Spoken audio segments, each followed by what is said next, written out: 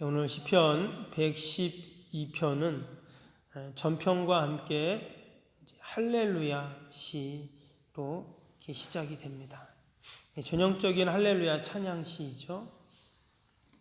특별히 전편과 함께 쌍둥이 시편이다 이런 말씀도 드렸습니다. 오늘 시편 112편에는 누가 과연 복된 자인가를 그렇게 소개합니다. 1절을 보니까 할렐루야 여호와를 경외하며 그의 계명을 크게 즐거워하는 자는 복이 있다 이렇게 시작을 하고 있죠. 여기 보면 그 1절 말씀하고 좀 비슷한 그런 구절이 어디 있습니까? 시편 1편에 있잖아요. 그래서 시편 1편이 복 있는 자는 이렇게 시작이 됩니다. 복 있는 자는 악인의 꾀를 따르지 아니하며 죄인의 길에 서지 아니하고 오만한 자리에 앉지 아니하고 오직 여호와의 율법을 즐거워하여 그 율법을 주야로 묵상하는 자다 이랬는데 오늘 말씀에도 보니까 그의 계명을 율법을 즐거워한다 같은 말씀이죠. 특별히 여기 여호와를 경외하는 자 또 계명을 크게 즐거워하는 자 같은 말입니다. 우리 경외한다는 말은 야레라는 그런 단어인데요. 이 야레라는 뜻은 어떤 뜻이냐면 두려워한다 이런 뜻입니다. 그럼 왜 그 두려워한다라는 단어를 우리말 이제 성경에는 경외한다 이렇게 썼냐면 여기서 두려워하면 그냥 사자나 호랑이를 보면서 무서워하고 두려워하는 그런 두려움이 아니라 절대 권력, 절대 능력, 또 절대적인 힘 앞에서 두려워하는 두려움입니다.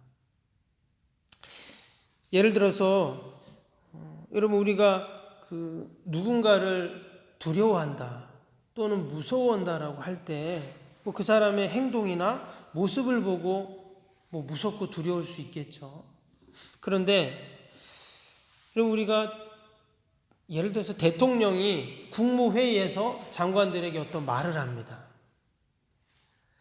근데 이번에는 천하장사 이만기 씨가 와서 그 국무회의에서 장관들에게 말을 해요. 여러분 장관들이 누구에게 쩔쩔맬까요? 그렇죠. 대통령 개인은 아무 능력이 없죠. 근데 이 대통령 그 직에 대해서 행정부의 수장이고 모든 최고 권력기관의 최고의 수장인 대통령의 말이 그들을 두렵게 하는 것이고 그 말에 그 명령에 따라야 하는 것이죠. 하나님은 한 나라 개인의 그 왕이 아니라 만왕의 왕, 모든 나라의 왕이십니다. 때문에 그분의 말, 그분의 말씀, 또 그분이 세우신 계명, 이것은 당연히 우리가 두려워하고 또한 존경하고 경외해야 할 그런 것이죠. 그래서 오늘 말씀처럼 하나님을 경외하고 그의 계명을 즐거워하는 자가 왜 복이 있는가? 바로 그 하나님의 말씀이 능력이 있고 그 계명이 능력이 있고 그 율례가 능력이 있기 때문에 그렇습니다. 오늘 하나님 말씀 보니까 하나님이 왜 하나님을 경외하고 또 즐거워하는 자에게 복을 준다고 하셨는가? 2절을 보겠습니다. 그의 후손이 땅에서 강성하며 정직한 자들의 후손에게 복이 있으리로다 했습니다. 하나님을 정직히 믿고 또 하나님의 말씀대로 정직히 행하는 자들에게 하나님이 어떤 복을 주시냐면 그의 후손이 복을 받는 이런 은혜를 주십니다. 예나 지금이나 모든 우리의 부모의 바람과 소원은 우리의 자녀손들이 잘 되고 강성해지는 것이 우리의 바람이죠. 여기서 이 강성하다는 단어를 보면 영어 성경에 mighty라고 썼습니다. 이 mighty라는 단어의 뜻은 뭐냐면 강력한, 힘센, 또 장대한, 웅장한, 대단한, 굉장한 이런 뜻이에요. 그래서 하나님을 경외하는 자의 자녀를 하나님이 마이티같이 해주신다 그랬습니다. 여러분 우리 자녀들이 강성해지고 잘 되는 비결이 있다면 부모는 당연히 그렇게 할 것입니다. 근데 그게 뭐라고요? 바로 여호와를 경외하고 또 그 율법을 즐거워하는 자, 즉 그 말씀대로 늘 행하고 그 말씀을 받들고 또 말씀대로 그렇게 사는 자가 바로 여호와를 경외하는 자이고 하나님은 그런 자에게 그런 자의 자녀를 이처럼 복되고 강성케 해주신다 하셨습니다. 오늘도 저와 여러분이 자녀들을 위해서 기도하는데 우리가 기도하지만 또 다른 한편으로는 오직 하나님만을 경외하며 또 그 말씀을 또 오늘도 받들고 행하는 저와 여러분이 될 때 하나님이 우리의 자녀들을 복되게 하실 줄로 믿습니다. 네. 두 번째, 하나님을 경외하는 자들에게는 물질의 복을 주신다 약속합니다. 3절을 보면 부와 재물이 그의 집에 있으며 그의 공의가 영구히 서 있으리로다. 하나님께서 분명히 부와 재물이 그의 집에 있다 이렇게 말씀을 하셨어요. 그런데 이와 관련된 말씀이 5절 밑에 9절에도 나오는데요. 5절 9절 보시면 은혜를 베풀며 꾸어주는 자는 잘 되나니 그의 일을 정의로 행하리로다. 밑에 9절도 보면 그가 재물을 흩어 빈궁한 자들에게 주었으니 그의 의가 영구히 있고 그의 뿔이 영광 중에 들리리로다. 하나님을 경외하는 자에게 하나님은 물질의 복을 주신다 했어요. 그런데 하나님이 주시는 그 물질의 복이 그 부와 재물이 그의 집에만 머물러 있는 것이 아니라 그 물질이 어떻게 돼요? 그 집에서 나와서 어떻게 갑니까? 빈궁한 자들에게 흩어주고 나눠주고 구워주고 더 나아가서 하나님의 정의와 의를 세우는 일에 사용되는 것을 볼 수가 있어요. 혹이나 이런 분이 있습니다. 나는 나름대로 하나님을 잘 경외하는데 왜 하나님은 나에게 이 물질의 복을 주시지 않을까? 이렇게 생각할 수 있습니다.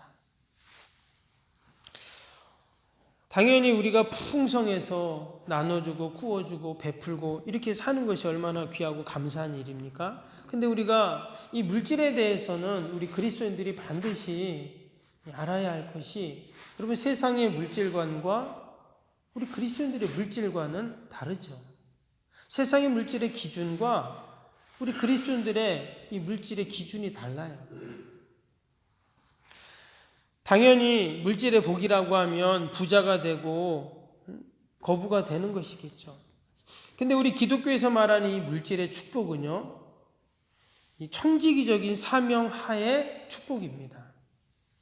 그래서 무슨 말이냐면 하나님이 주신 우리에게 그 물질 하나님 반드시 주시는데 그 물질을 우리가 선한 청지기처럼 사용하라는 거예요. 하나님이 그러한 사명하에 우리에게 물질의 복을 주신다는 것입니다. 그래서 내가 물질이 많고 적고가 기준이 되면 안 되고 하나님이 나에게 주신 물질을 내가 어떻게 사용하냐에 따라서 부자가 되기도 하고 가난한 자가 되기도 한다라는 것입니다. 오늘 말씀해 보니까 하나님이 주신 물질을 어디에 사용했습니까? 공의를 행하고 또 하나님의 의를 세우는데 지금 사용하라고 쭉 말씀을 하고 있죠. 그래서 하나님이 기뻐하시는 뜻을 위해서 우리의 물질을 사용하는 겁니다. 그러면 우리가 자녀를 위해 물질을 사용하는 것은 어떤 것일까요? 여러분, 이것도 다 하나님의 뜻을 이루고 하나님의 공의를 세우는 거예요. 꼭 가난한 사람 도와줘야 하나님이 기뻐하시는 뜻으로 사용하고 자녀를 위해서 사용한 것은 뜻을 위해서 사용한 거 아니고 그렇지 않다는 거예요. 우리가 믿음으로 하나님이 주신 물질을 사용하는 것입니다. 때로는 주님의 몸된 교회를 섬기는데 물질을 사용할 수 있어요. 내가 몸이 아픕니다. 몸이 아픈데 내가 그 하나님이 주신 물질을 사용하는 거예요. 중요한 것은 내가 하나님의 뜻을 이루고 하나님의 공의를 세우고 하나님의 의를 세우는데 하나님이 주신 물질을 사용하면 그것이 바로 하나님이 기뻐하시는 물질관이다 하는 것이죠. 그럴 때 하나님은 어떻게 하십니까? 그 부와 재물이 그 집에 있게 하시는 그런 은혜를 주세요. 저와 여러분이 늘 물질의 선한 청지기 사명을 잘 감당할 수 있기를 바랍니다. 그럴 때 하나님께서 우리에게 주신 그 물질 내 것이 아니라 다 하나님의 것임을 우리가 고백하고 또 그렇게 사용하고, 그럴 때 하나님께서 우리가 이 땅에서도 부자가 될 뿐 아니라 저 하나님의 나라에서도 부자가 되는 그런 은혜를 분명히 주실 줄로 믿습니다. 또 한 가지는 하나님을 경외하는 자들에게 하나님은 마음을 지켜주세요. 오늘 6절 봅니다. 그는 영원히 흔들리지 아니하며 의인은 영원히 기억되리로다. 7절도 그는 흉한 소문을 두려워하지 아니하며 여호와를 의뢰하고 그 마음을 굳게 정하였도다. 8절에 그의 마음이 견고하여 두려워하지 아니할 것이라 그의 대적들은 받는 보응을 마침내 보리로다. 하나님이 주시는 복 중에 앞에 나왔던 자녀의 복, 물질의 복도 얼마나 귀하고 감사합니까? 근데 진정 하나님이 주시는 복 중에 가장 귀한 복은 뭐냐면 평강의 복, 샬롬의 복입니다. 이것은 우리 개인도 마찬가지고 교회도 마찬가지고 또 나라도 마찬가지고 다 마찬가지. 평강의 복. 제가 아는 서울에 어떤 큰 교회가 있는데 우리 교단 교회입니다. 얼마나 큰 교회고 웬만한 CEO들이 다니는 교회이고 정말 대단한 교회예요. 그런데 그 교회가 벌써 한 한 5년, 7년 가까이 계속 교회 분쟁이 있고 어려움이 있고, 그래서 교회에서 1층에서 예배드리고 2층에서 또 따로 똑같은 시간에 또 따로 예배드리고, 그것을 노회 그 총회에서도 그 문제를 해결하지 못하고 뭐 얽히고 설키고 막 이런 부분들을 보면서 참 너무나 안타깝다 하는 생각을, 제가 그 목사님 옛날에 세미나 한 데 가서 또 들었고 또 그 교회를 아는 교회, 그런데 그렇더라고요. 그 교인들 얼마나 마음이 아프고 힘들겠어요. 다 엘리트들 다니는 교회이고 뭐 대단한 교회인데 평강이 없는 거예요. 아무리 상가의 작은 교회, 시골에 있는 교회, 여러분 가장 귀한 게 뭡니까? 평강의 복인 줄로 믿습니다. 하나님이 평강을 주셔야 살 수 있는 거예요. 가정도, 일터도, 교회도. 근데 하나님이 어떻게 하세요? 여호와를 경외하는 자에게 어떻게 하신다고 했어요? 그 마음을 견고하여 두려워하지 않게 하신다, 이렇게 하셨어요. 다 뉴스 보셔서 아시겠지만 서울시장이 자살을 했습니다. 한편으로는 얼마나 힘들었으면 자살을 선택했을까 이런 생각을 하면서도 좀 너무나 안타깝죠. 좀 그분이 신앙을 가졌으면 어땠을까, 또 이런 마음도 또 가져보고, 얼마 전에는 또 한 그 운동선수가 또 자살을 했잖아요. 이렇게 뭐 어려움을 당하고, 그것도 보면서 얼마나 힘들었을까 하는 안타까운 마음이 있고, 그래서 저런 선택을 했는가 또 이런 생각을 해보면서 그 마음이 얼마나 그 자살하기까지 마음이 힘들고 괴로웠겠어요. 근데 여호와를 경외하는 자에게는 어떻다고요? 하나님이 그 마음을 굳게 정하고 또 그 마음을 하나님이 지켜주시고 흔들리지 않게 하나님이 꼭 함께 해주신다는 그런 힘을 주시는 거죠. 마치 우리가 밥 먹을 때 힘이 생기는 것처럼 하나님이 우리에게 마음의 힘을 주시고, 누구에게 줍니까? 여호와를 경외하는 자에게, 그의 율법을 즐거워하는 자에게 이런 복을 주신다고 약속을 합니다.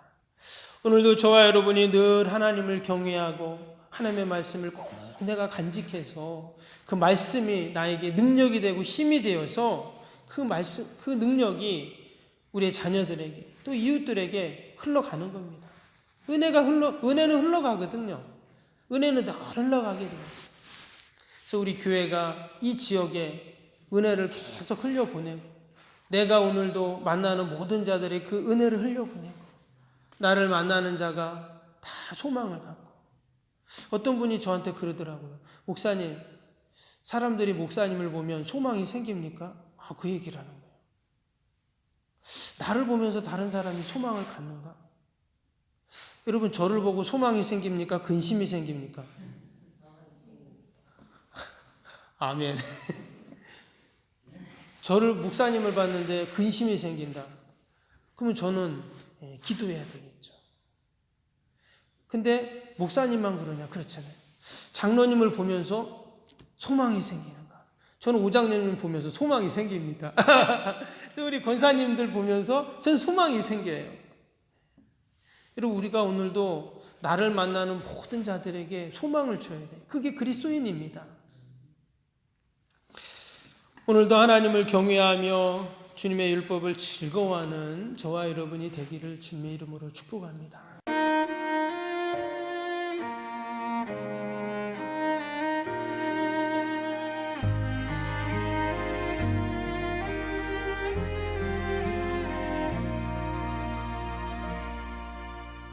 나는 하나님을 예배하는 예배자입니다.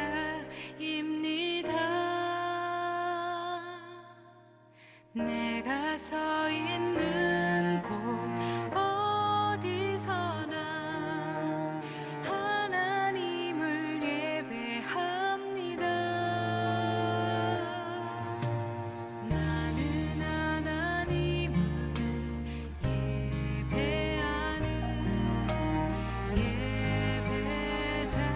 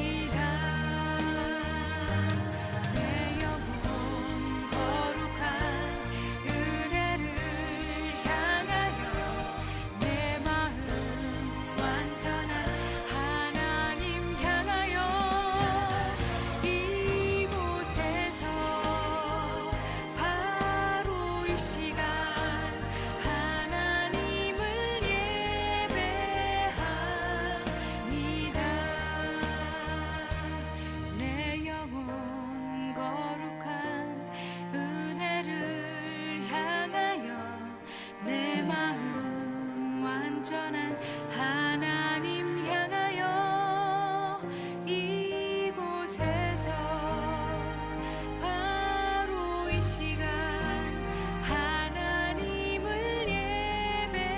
예배합니다. 이곳에서 바로 이 시간